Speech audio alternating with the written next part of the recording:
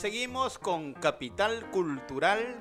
Hoy nos acompaña Pablo acá en la mesa. Ya tuvimos un primer bloque donde estuvimos hablando acerca de el escenario latinoamericano, las elecciones en Brasil centralmente. Y bueno, seguimos, Pablo, seguimos hablando conceptualmente y tus análisis políticos.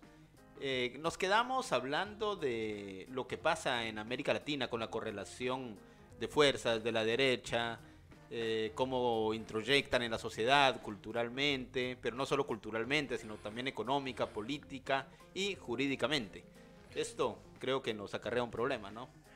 En realidad, nosotros estamos asistiendo a la eclosión de una problemática que tiene lugar y está relacionada con dos elementos básicos sempiternos que caracterizan la situación latinoamericana. Un primer elemento, el sempiterno endeudamiento externo que abarca los 2 siglos de independencia, y otro elemento que tenemos que reseñar es el llamado lawfare, que en realidad nosotros tenemos que caracterizarlo no como una cuestión contextual o circunstancial, sino como una cuestión estructural. Con respecto al endeudamiento, este arranca con las mismísimas guerras de la independencia, cuando Inglaterra financia las guerras de la independencia.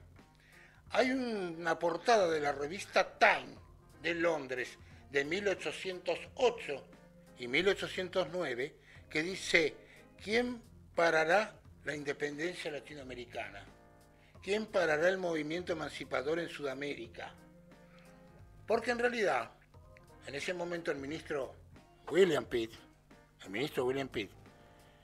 que tenía, digamos, estaba reinando Jorge III en Inglaterra, establece un plan de financiación de la Guerra de la Independencia latinoamericana con el cálculo de obtener materia prima barata de Latinoamérica como parte de pago de la deuda externa. Y en todos los países latinoamericanos que eran constitutivos de los antiguos virreinatos, que se independizan, que se ven inmediatamente inmersos en guerras civiles, daban lugar a que Inglaterra pudiera lucrar con zanjar los intereses de esa deuda de carácter usuraria y de esa manera poder financiarse con materia prima barata, siendo un país aislado que tenía el dominio de los mares. Entonces, ¿cuál es el tema básico? Con Inglaterra primero y luego con Estados Unidos, a partir de la doctrina del destino manifiesto de Estados Unidos. Entonces, ¿qué es lo que sucede? Endeudamiento creciente y sempiterno de Latinoamérica. Otro elemento de sujeción, porque estos son elementos de sujeción y de dependencia de Latinoamérica. Otro segundo elemento, ¿cuál es? El tema de lo que nosotros llamamos lawfare, que en realidad es una exacerbación bastarda del derecho positivo y del derecho subjetivo. Es decir, dentro del campo del derecho, el uso de los procedimientos del derecho codificado como elemento opresivo y de sujeción de los pueblos latinoamericanos, de los gobiernos democráticos, del poder político. O sea, dentro de cada país latinoamericano, dentro del conjunto de Latinoamérica, hay un problema objetivo, que es el sometimiento del poder político por parte de un poder judicial, que no es otra cosa que una irrescatable rémora neocolonial. Es decir, nos queda un elemento relictual de sujeción, que es el orden jurídico, que es el derecho positivo codificado, que es el cuerpo jurídico como elemento que manejan con maestría las élites judiciales. Es lo que nosotros estamos viviendo acá, en este momento en la Argentina, como elemento paradigmático. O sea que tenemos estos dos elementos que conjugan y se incardinan con un propósito opresor. ¿Cuál es el dilema de la dirigencia política latinoamericana de carácter progresista? El establecimiento de mecanismos alternativos, reformas constitucionales, cuerpos legislativos o de leyes, donde el poder legislativo tiene que cumplir una función dinámica respecto de la sanción de las leyes. Lo primero que se tiene que hacer en estos casos es el problema de las Cortes de Justicia, de los tribunales inferiores y de lo que son los tribunales federales u ordinarios. ¿Cuál es el problema? El Código de Procedimiento Penal, el Código de Procedimiento Civil y Comercial, el Código del Derecho de Familia. Por ejemplo, en el derecho de familia hay un anacronismo de sesgo patriarcal y de prejuzgamiento.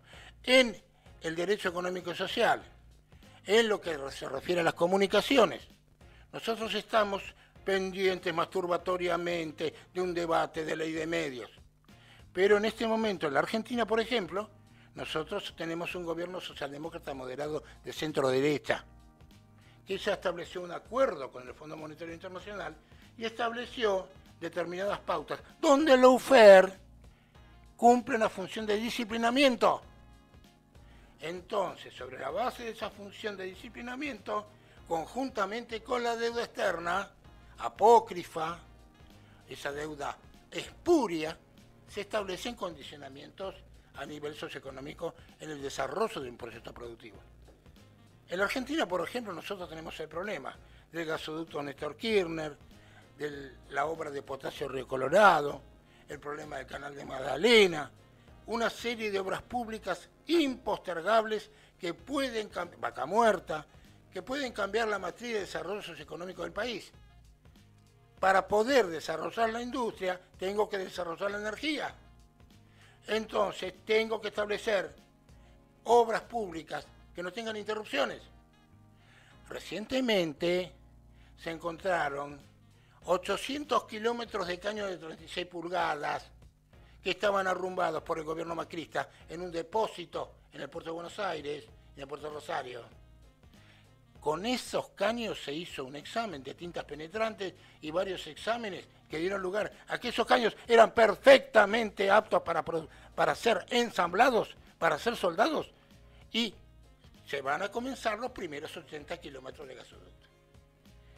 O sea, que yo tengo una rémora parasitaria, abyecta, prooligárquica, retardataria, que valiéndose del lawfare o valiéndose de la extorsión y la presión de una Corte Suprema corrupta, para obras públicas que son vitales para el desarrollo del país. ¿Por qué? Porque la oligarquía terrateniente no quiere que las relaciones de producción no sean más que vacas, soja, alconafta, alguna que otro derivado. Materia prima, ganado en pie, ni siquiera el procesamiento de los recursos de la ganadería y la agricultura. No. Eso es lo que quieren, es una matriz productiva retrasada porque les viene bien y se les puede otorgar de esa forma conformidad. Ellos, como oligarcas, se conforman con eso. ¿Qué es lo que pasa? Por el otro lado, fuerzas políticas que, como yo te decía en el primer bloque, no están pisando el barro y no se dan cuenta con razón cuando tenemos las necesidades que tenemos que satisfacer. Y al final de cuentas, la justicia es una herramienta que se tiene en los sectores postergados. O sea, la justicia, vos decís, la justicia y la política es lo único que nos queda, pero cuando la justicia ya también la secuestraron los mismos poderes en América Latina. Acá hay un problema, Joel. O en Argentina. Yo digo la justicia, yo digo el campo, yo digo una generalización abstracta y difusa. ¿Qué justicia? ¿Cuál justicia? ¿Cuál campo? ¿De qué hablo? ¿De pequeño chacarero? ¿De mediano productor? ¿O de el oligarca de los pools de siembra de soja? Soja, ¿no? Es decir, productos primarios. Pasa en Cuba, pasa en Nicaragua, pasa en Guatemala, pasa en México, en Bolivia, la historia boliviana. O sea, la etapa primero de La Plata, del ciclo del estaño, pasar del Cerro Rico a Yayagua. Es decir, ¿qué es lo que tenemos en este momento como dilema? Como arcano que tenemos que descifrar. El problema del endeudamiento externo y el problema del orden jurídico y el problema del orden constitucional. La agenda política se ha transformado en Sodoma y Gomorra. ¿Por qué? Porque se postergó la discusión estructural y se privilegió la discusión coyuntural. O sea, yo tengo un franco higiénico cada 2 años, que son las elecciones. en una campaña secta y espuria, en una campaña contextual, carente de profundidad. ¿Por qué? Porque la élite política no está trasladando los ejes de debate con la profundidad con que lo debe trasladar, porque no se están discutiendo los temas trascendentales. El problema es que este gobierno, diletante, vacilante, errático, con un presidente que carece de toda cualidad estadista, un presidente socialdemócrata de centro-derecha carente de profundidad estructural en su pensamiento. O sea, ni siquiera ofrece un espectáculo que no sea denigrante, en el sentido de proporcionar a la élite política un eje. Lula, por ejemplo, es el contraejemplo de Alberto Fernández, porque Lula, desde su humildad, proporciona ejes genuinos de debate.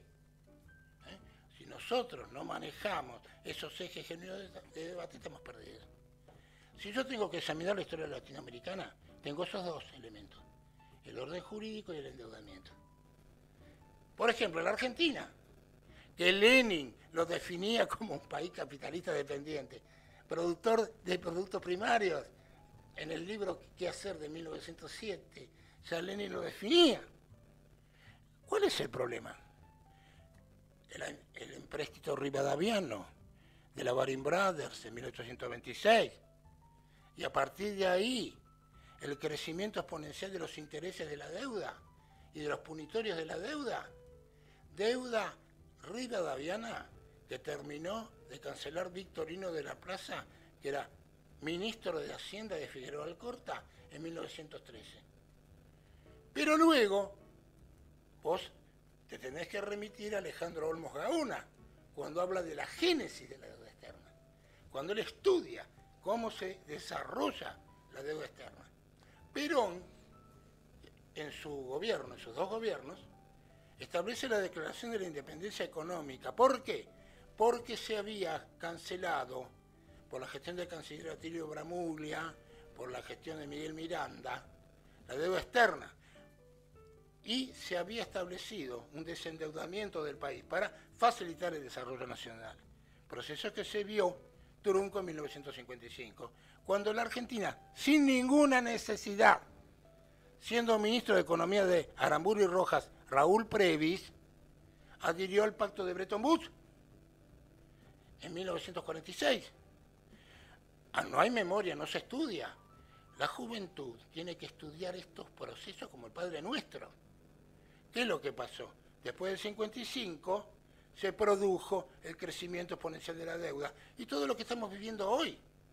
Comisiones que van a pedir cipayescamente, por favor, que les produzcan un congelamiento parcial de los intereses de la deuda, o establecer un pacto de desendeudamiento.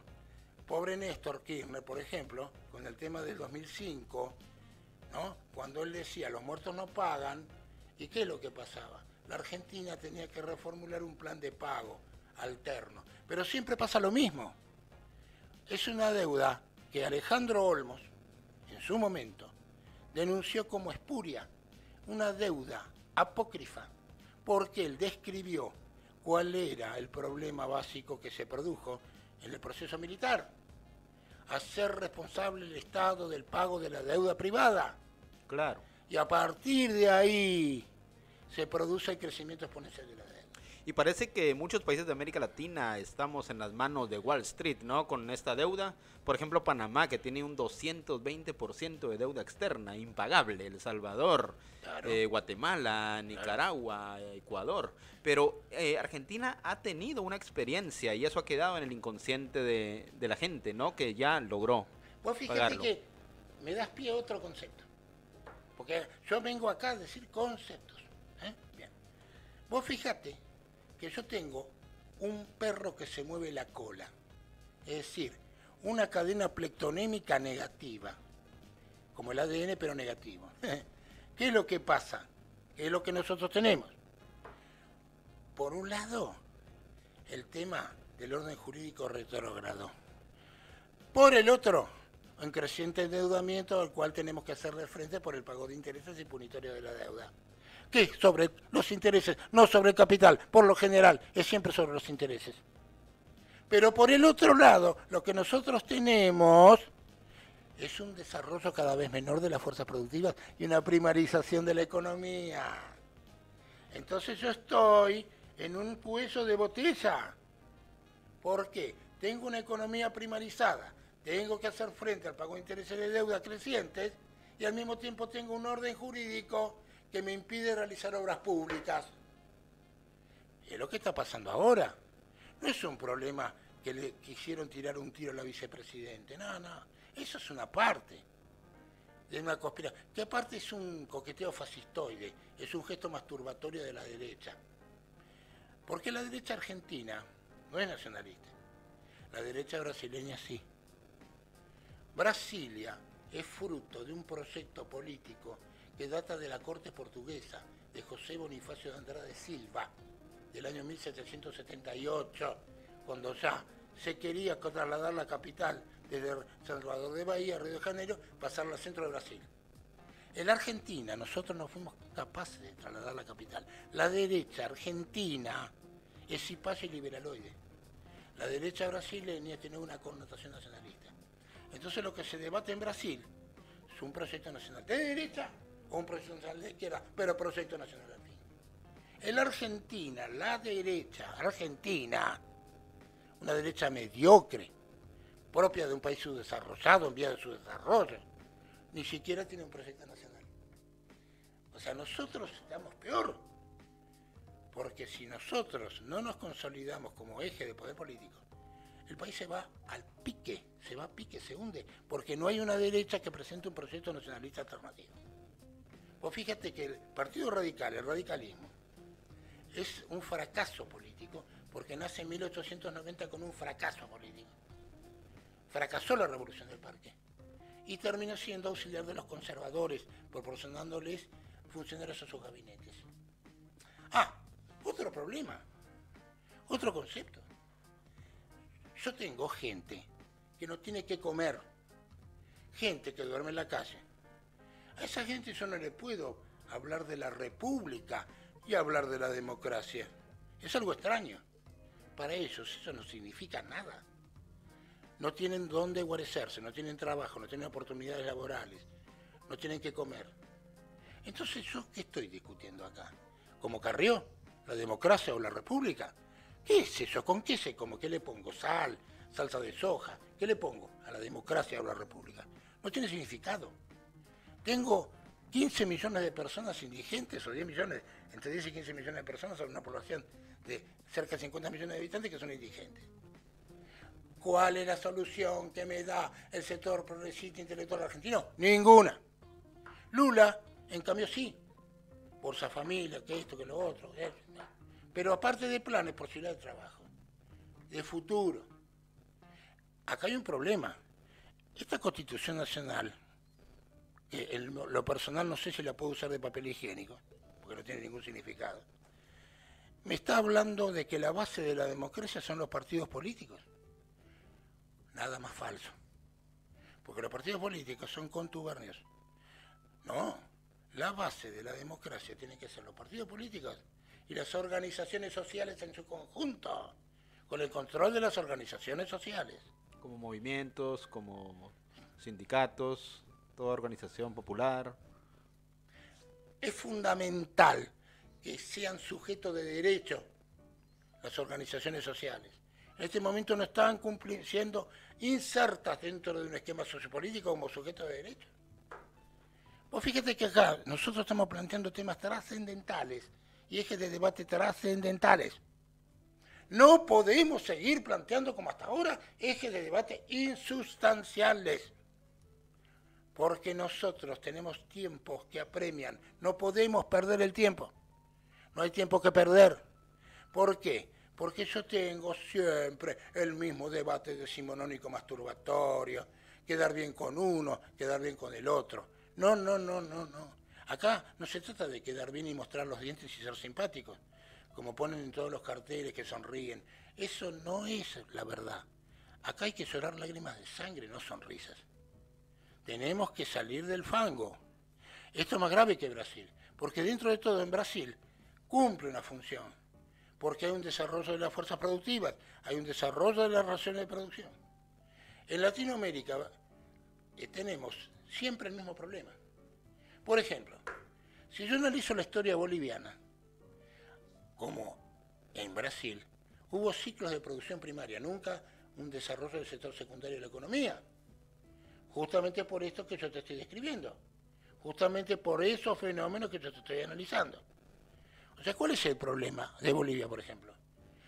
Ciclo de La Plata, Cerro Rico de Potosí, una ciudad que llegó a tener casi 500.000 habitantes, una de las principales ciudades del mundo, en 1785. Pero a partir del fracaso de Yungay en 1839, se desarrolla el ciclo del estaño, en forma incipiente y luego con las grandes familias, Jósil, Patiño y Aramayo. Y el cerro de Yayagua,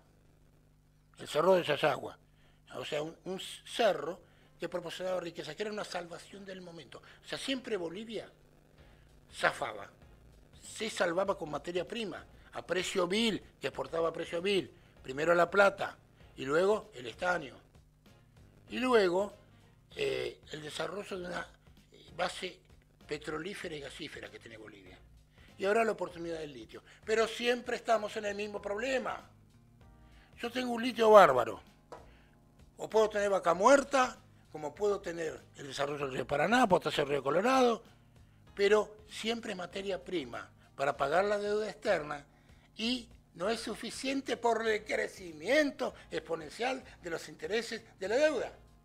O sea que yo siempre estoy recurrentemente en un cuello de botella. Claro. Y bueno, así como vos decís, Bolivia estaño, Chile litio, los recursos naturales, minerales, chileno, claro. Pero acá ahora se habla que el dólar soja, que el dólar petro, que el dólar tecno. Claro, muy bien. El dólar. O sea, yo estoy hipotecando la base de la soberanía nacional porque muchos economistas que habría que, como Juana de Arco, esos economistas habría que ponerlos con un fuego y condenarlos a la hoguera por herejes. O sea, ¿qué es lo que está pasando? El tema de la exacerbación de la moneda extranjera en prejuicio de la moneda nacional y el chantaje de la oligarquía de tener en el silo bolsa la soja, ¿para qué? Para secar la plaza del dólar. Tengo un bien escaso en economía, que tiene gran demanda y poca oferta. ¿Por qué? Porque no liquida exportaciones. ¿Por qué? Porque la oligarquía me somete a un chantaje ideológico, porque no es un problema económico. Ellos la juntan con la pala, con Cristina, la juntaron con la pala. Tuvieron oportunidades de acreencias enormes e ingentes, pero que no se destinaron totalmente al desarrollo infraestructural del país. Ese es el problema. Entonces, y lo podemos hablar en el caucho de Brasil, lo podemos hablar en el cobre chileno, lo podemos hablar en los países centroamericanos con la native fruit. La banana, vos sos guatemalteco, ¿cierto? Y como guatemalteco, vos conocés perfectamente, históricamente, lo que pasó con el problema derivado del manejo de las grandes empresas frutícolas, el tema del golpe contra Arbenz, el tema de los hermanos Dulles, John Foster Dulles y Alan Dulles. Claro, cuando toca los intereses de Estados Unidos es cuando entran. Pero ahora en un Estados Unidos que parece en declive y nos sigue apretando tanto. Hay un eje que es Rusia-China. O sea, yo tengo una interpretación de esta situación que puede ser sometida a rectificatoria. Nosotros tenemos que patentizar una alianza, o sea, primero tenemos que ser soberanos en política exterior, en el sentido de no casarnos con nadie. Pero en este momento nosotros objetivamente sabemos que tanto las Naciones Unidas, como las organizaciones derivadas de las Naciones Unidas, como el Fondo Monetario Internacional, están financiados por Estados Unidos y por el complejo militar industrial. Entonces, ¿qué es lo que tenemos nosotros? Que deshacernos de esos lazos de dependencia a través de una legislación y una discusión de las masas, de las bases, en forma concreta. Por eso Lula es representativo, porque él establece una discusión que aprendió en los sindicatos, en las asambleas de base. Claro. Y hasta viste que también habló de tener una moneda latinoamericana. Lo habló Claro. desiderativamente, pero bueno. Yo tengo una moneda latinoamericana que puedo intercambiar con el yuan o puedo intercambiar con el rublo en operaciones comerciales o financieras. China y Rusia establecen la ruta de la seda. Yo tengo una frase que siempre digo, ¿no? El futuro de la humanidad se debate en los campos de batalla ucranianos, porque el eje nazifascista de derecha, con un proyecto de sometimiento de los pueblos periféricos en el resto del mundo, principalmente contra los pueblos de Asia y Medio Oriente o hacia sudeste asiático. Es decir, Rusia en este momento está luchando contra el fascismo ucraniano, contra un gobierno fascista que está fomentado por la Unión Europea y sectores fascistas de la Unión Europea. El triunfo de Giorgia Meloni en Italia, el triunfo de la derecha española con Vox. Vox que tiene bancos en legislativos. Claro, o sea, Ha llegado al poder. Vox es el neofranquismo. Claro. La coalición de Giorgia Meloni es heredera de Giorgio Almirante, Claro. del movimiento fascista italiano, de la República Social Italiana. Entonces, nosotros estamos asistiendo a un reacomodamiento de la centro-derecha y la derecha ultramontana. En el mundo. ¿Por qué? Porque no hay un contrapeso. No se define una internacional tácita de las fuerzas progresistas donde Latinoamérica tiene que cumplir una función de vanguardia y justamente romper el nudo gordiano de los tres mecanismos que yo te describí. ¿No es cierto? En la medida que yo no rompa el nudo gordiano, estoy condenado a que Latinoamérica permanezca sumergida. Pero no es una cuestión espontaneísta, no es una cuestión de cantos o de bombos, es una cuestión de debate ideológico y de proyectos políticos. Hay un problema en Latinoamérica, la coyunturalidad y las personas, no los programas. Lula quiere los programas, no las personas. Programa político, él dice. ¿Por qué? Porque a él no le interesa ser un líder hegemónico, no. Él es un humilde tornero, nada más. Lo único que quiere es que haya un programa para el Brasil, para que la gente salga de la pobreza. Claro. Si la izquierda intelectual, progresista, que dice proclamar a voz en cuello su condición revolucionaria, no le dice concretamente a la gente cómo va a ser para tener un techo, cómo va a ser para tener trabajo, cómo va a ser para tener tierra, cómo va a ser para alimentarse, ¿quién lo va a hacer? ¿Hitler? ¿Mussolini? ¿La derecha? ¿Pinochet? Le va a dar aunque sea una dádiva. Y esa gente postergada va a votar a la derecha. ¿Por qué? Porque no tiene que comer, porque no entiende lo que es la república. ¿Por qué? Porque la república no llega a donde está esa gente. ¿Con qué? Con soluciones. Claro, programa. Decía Julio Anguita, primero programa, segundo programa, tercero programa. Claro, porque si yo no tengo... y otra cosa, el programa y el cronograma Claro. de ejecución. Bueno, tenemos un minuto acá para... Si querés para formular saludar. una pregunta relictual que te haya quedado en el tintero. Por ahora creo que tenemos redondeado todo. La verdad que todos los conceptos que diste muy ordenados y también muy acertado en este contexto, ¿no? En el plano geopolítico, entre relaciones entre Argentina, por qué la deuda externa, por qué América Latina. Muchas veces desde la izquierda lo decimos de una forma poética, la lucha, pero la verdad que hay profundidades económicas y de condiciones materiales objetivas, ¿no? Y así que la verdad que has cerrado muy bien lo que nos has planteado.